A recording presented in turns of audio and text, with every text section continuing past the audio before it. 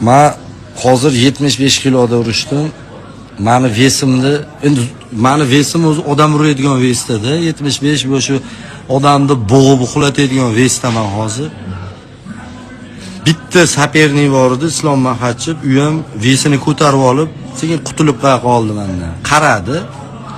Bu vesda o'zi foydasi yo'q, chunki pastdan erik kelayotganini ko'rdi. Unga aytishdi, Islom Mahachivga aytishdi. Sekin vesni o'zgartirib turib, erik chiqib kelyapti o'sha erikda. Chunki erikni Elmurod, Elton pulli masalalarni hal qilib berdi, erik tanish bilish. Elmurod top chiqishyapti, sekin vesni ko'tarib qutulib qolaver degan kimdir.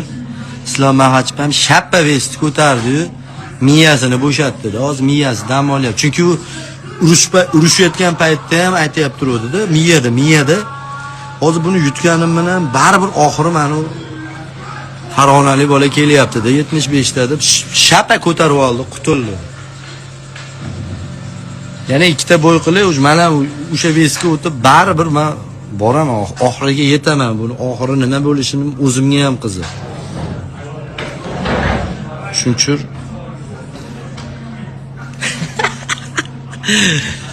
hazillashibmiz-da.